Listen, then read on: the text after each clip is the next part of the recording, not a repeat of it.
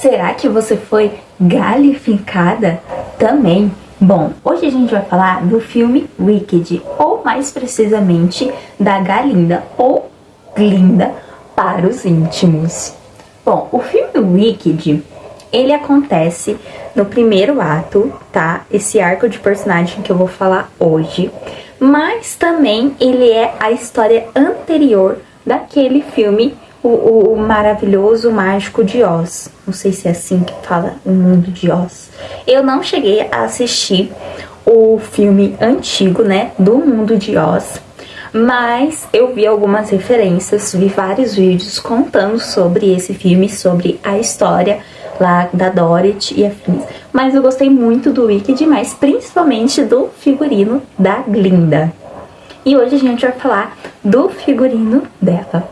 Bom, eu fiz um vídeo falando dela lá no meu TikTok, então quem quiser me acompanha por lá também. Fiz todo o arco de personagem e vou fazer aqui também, só que eu vou fazer um pouco mais aprofundado. Bom, então vamos lá. A gente sabe que a Elphaba e a Glinda são de mundos totalmente diferentes, não tanto só no seu figurino, mas nas suas personalidades, nas suas cores, no seu contraste, nas suas questões sociais, socioeconômicas também. Então tudo isso é importante a gente saber para a construção de imagem do personagem.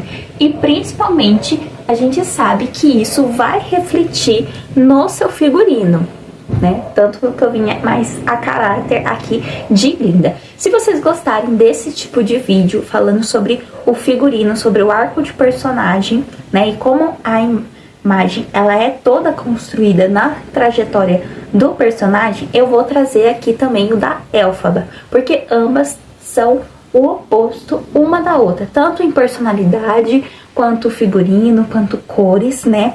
Bom, primeiro, o que a gente tem que saber? Rosa.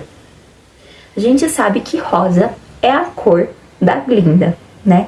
A gente sabe que ela começa o filme como Galinda e ela termina o filme como Glinda, né? Então eu vou aqui chamar ela como Glinda, que é como todo mundo a gente reconhece. Bom, pelas pesquisas que eu fiz, os diretores eles quiseram trazer essa imagem da Glinda remetente ao filme de Oz, o clássico lá nos anos 80, né? Então toda essa imagem rosa foi construída. E o que a gente deve saber primeiro? Que rosa, ele é uma cor que é misturada com o vermelho e com o branco. O branco, ele é uma cor que traz paz, traz tranquilidade, e o branco a gente sabe que o branco, ele é a junção de todas as cores. E o preto, a gente sabe que é a obsessão não, é a ausência de todas as cores. Já o vermelho, a gente sabe que o vermelho, ele é uma cor intensa, uma cor que traz paixão, uma cor que traz sedução, né, uma cor chamativa, tanto que é uma cor usada muito em filmes de paixão, de romance, mas também é uma cor muito usada no comércio, principalmente no fast food, né? Uma cor que instiga ali, né? A combinação de vermelho com amarelo instiga muito essa questão de fast food, de comida, sabe? Então, essa é uma cor. E quando a gente mistura o branco com o vermelho, a gente tem o rosa, né? Só que dentro do rosa, a gente vai ter uma gama de rosa. A gente tem o rosa mais aberto, o rosa mais fechado, aquele rosa mais intenso, aquele rosa mais escuro, um rosa mais pigmentado, um rosa pastel, né? Então, quando a gente pensa em rosa, quando a gente pensa em vermelho, quando a gente pensa em branco, a gente não deve pensar somente em uma imagem só. A gente tem que ampliar o nosso pensamento. E aí a gente pensa em rosa e a gente pensa no rosa comum, certo? Certo. O rosa, ele é uma cor que transmite delicadeza, transmite romantismo, Tanto que em filmes românticos o rosa é muito presente, seja nas flores, seja nas roupas, seja na maquiagem, nos detalhes. Bridgerton, a série Bridgerton, é uma série muito que utiliza muito do rosa e do azul. Se vocês quiserem, eu posso fazer eu posso trazer um negócio sobre o figurino de Bridgerton, que é também muito interessante de se trabalhar, né? E aí, a gente tem o filme Wicked. A gente tem o rosa, que remete ao romantismo, né? A gente também tem o rosa, que não remete só ao romantismo, mas ele remete ao amor. E não seria um amor não seria um amor somente ao amor romântico, mas pode ser um rosa transmitido a esse amor materno, né? A gente sabe, entrando um pouquinho aqui de coloração, de cores, de arte, né? A gente sabe que a Virgem Maria, ela usa o rosa como vestido, né? Então, o que a gente tem? A gente tem a imagem da Virgem Maria, certo? E aí, a gente tem um manto por cima. O que seria esse manto? O manto da Virgem Maria seria o azul, né? E o azul a gente sabe que é remetido aos homens, aos meninos. E o rosa é remetido às mulheres, às meninas. Só que chegando nessa parte mais histórica, por que eu tô falando isso antes de falar da Glinda, tá? Porque eu vou trazer uma outra visão dela, sabe? Quando a gente tem a Virgem Maria, a gente tem sobre ela o manto azul, né? Que é referente ao homem. E esse referente ao homem seria não referente necessariamente ao homem, mas referente a Deus, onde Maria estaria submissa a Deus, mas não de uma forma distorcida como é hoje, mas onde ela estivesse sobre, né, ela estivesse sobre a proteção de Deus, sobre a obediência de Deus, certo? A gente tem o manto azul. E aí, a gente tem o rosa, né? Por quê? Não necessariamente ligado à Virgem Maria, o manto rosa, a vestimenta rosa, mas não necessariamente ligada à Virgem Maria, mas ligada à mulher. Por quê? A mulher, ela carrega esse lado da maternidade por si só, por sua natureza biológica, mas também, na visão do cristianismo, ela carrega também o pecado. Tanto que isso é mais remetente à menstruação, né? Então, quando a mulher menstrua, né? Lá nos templos, quando você for ler a Bíblia, né, Deus fala que a mulher, quando ela tá no tempo das regras, que era como falado, né, o tempo das regras, a mulher estava impura, para que os homens, né, não fizessem coisas erradas com as mulheres, né? Então, não era uma forma de castigo, mas era uma forma de proteção para elas, certo? Certo. Isso é um pouco de história, um pouco de Bíblia, então se você quiser se aprofundar mais, seria legal, né? Por quê? Não só pela religiosidade, muito pelo contrário, mas também pela concepção, pela percepção de mundo em que era e o mundo em que estamos agora. E aí a gente tem o manto rosa, a gente tem o branco e o vermelho. O branco, ele vai remeter à paz, à tranquilidade, tudo isso, e o vermelho vai remeter a todo esse lado, o pecado, né? A paixão, cor do pecado, enfim. E aí a gente mistura, a gente tem rosa. Então, quando a gente traz a imagem da Virgem Maria com o manto azul, né? Sobre a obediência de Deus. E quando a gente traz ela com a vestimenta rosa, não seria necessariamente ela, mas sim a representação dela como mulher, onde ela tem o pecado, né? Ela tem a fertilidade, mas também ela tem a pureza dela. Tanto que muito depois na história, quando você for estudar, as mulheres passaram a se casar de branco para representar a pureza delas, a virgindade, antes do casamento e antes de se entregar ao seu marido, certo? Certo. Então, a gente tem essa imagem da Virgem Maria como essa parte mais materna, né? Então esse rosa bebê, muito trazido à inocência, à pureza da menina, né? Então tudo isso é construído na imagem de Nossa Senhora, certo? Certo. Então a gente tem uma imagem de maternidade, beleza? Lembrando que Nossa Senhora no cristianismo, ela traz o seu filho ao mundo, né? O Filho de Deus ao mundo sem pecado, né? Tanto que as representações de imagem da Nossa Senhora é com branco, porque, né, no cristianismo Nossa Senhora vem sem pecado nenhum e foi dado a ela o Filho de Deus sem pecado nenhum. Então ela não é pecadora, ela permanece virgem por toda a sua vida, certo? Certo.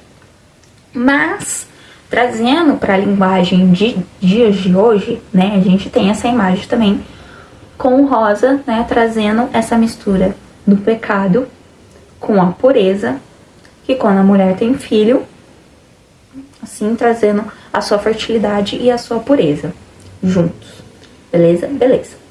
E chegando na Glinda, o que eu quero levar? Na primeira cena que a Glinda aparece, ela aparece com um rosa muito clarinho, um rosa bebê, né? Os cabelos são em movimentos circulares, são em ondas, né? Ela aparece com uma imagem, tipo, como se fosse uma santa, certo? Não uma santa de, tipo, é uma santa de devoção. Não. Uma imagem de uma pessoa santa, uma imagem de uma pessoa do bem, certo? Sendo que ela é titulada como a bruxa boa de Oz, né? E o povo lá, quando ela chega, tá enfurecido. Enfurecido não, digamos aliviados, né? Porque a bruxa boa, a bruxa má, na verdade, foi morta, né?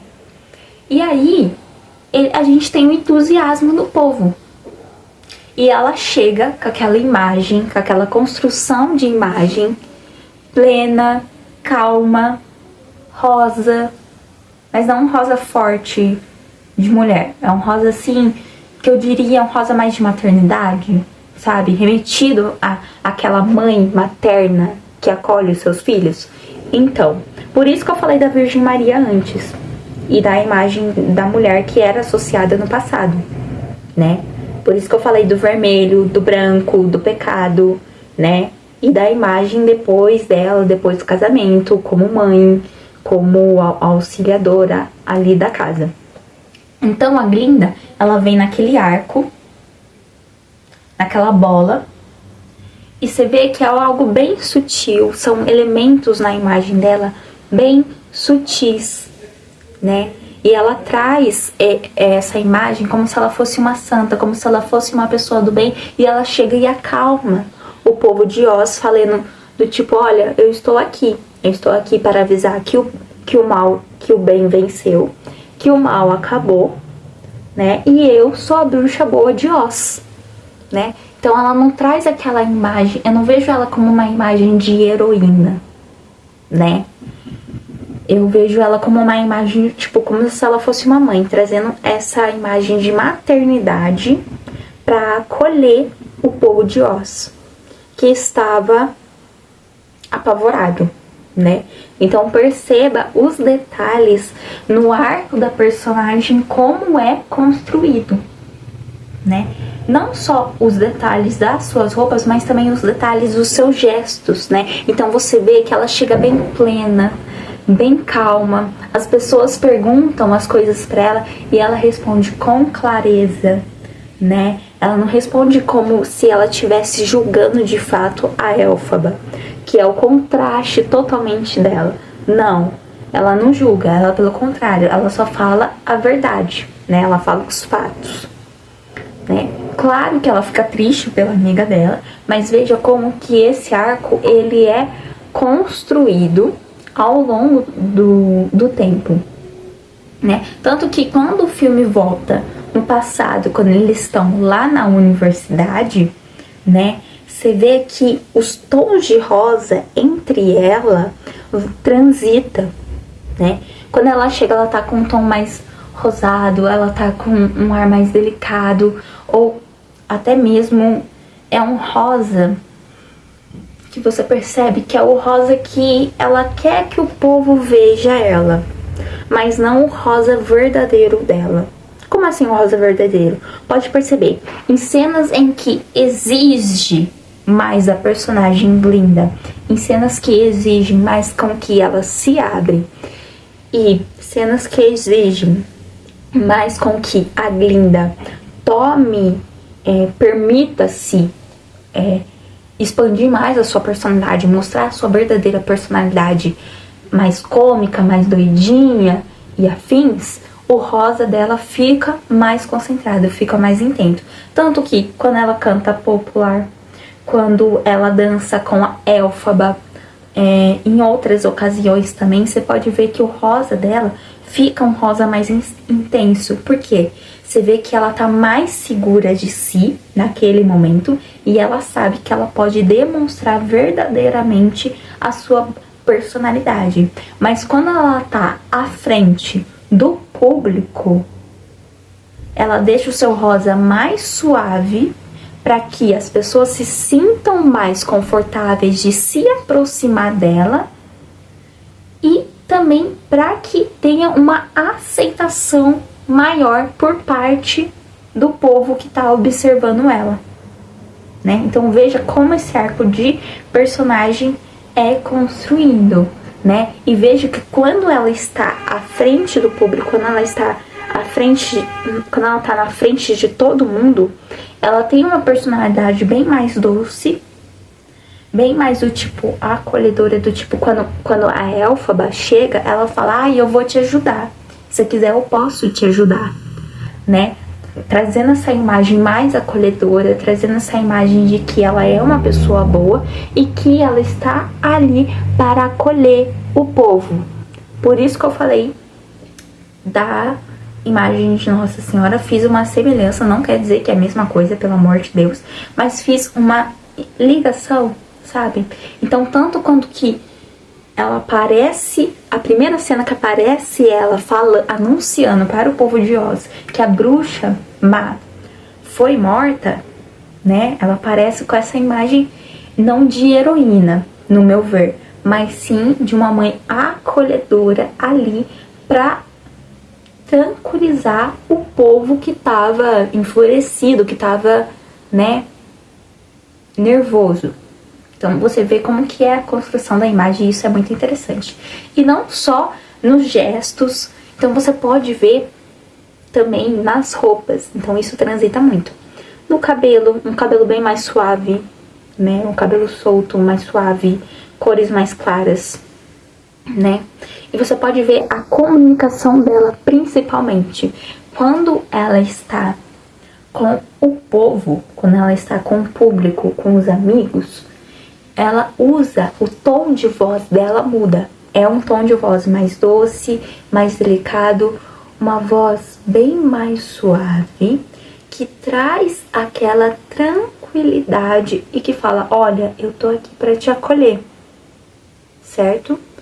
Então, enquanto eu estiver aqui, nada de ruim vai acontecer com vocês, porque eu sou uma pessoa boa e eu vou ajudar vocês. Diferente da Elphaba, que usa o tom de voz bem mais grave, não por maldade, mas para se defender do pré-julgamento, que ela sabe que ela vai ser julgada por conta da modalidade de como a sociedade é moldada, né? Então, perceba todos esses detalhes, é muito interessante. Eu vou fazer um outro vídeo falando só do figurino, porque aqui eu me aprofundei na comunicação da Glinda, né? Mas também eu vou fazer outra parte mais aprofundada no figurino dela também. Espero que vocês tenham gostado do vídeo. Eu quis fazer essa ligação entre as cores, entre a Virgem Maria, né, entre a Glinda, para justamente vocês entenderem primeiro essa parte. Claro que é uma visão minha, não quer dizer que seja, não quer que seja verdade, mas para trazer essa imagem do tipo, a Glinda não como uma heroína de fato, mas como uma mãe que vai acolher todo aquele público, todo aquele povo de Oz que tá angustiado, certo? Esse foi o vídeo de hoje, espero que vocês tenham gostado. Um beijo e até o próximo vídeo. Tchau!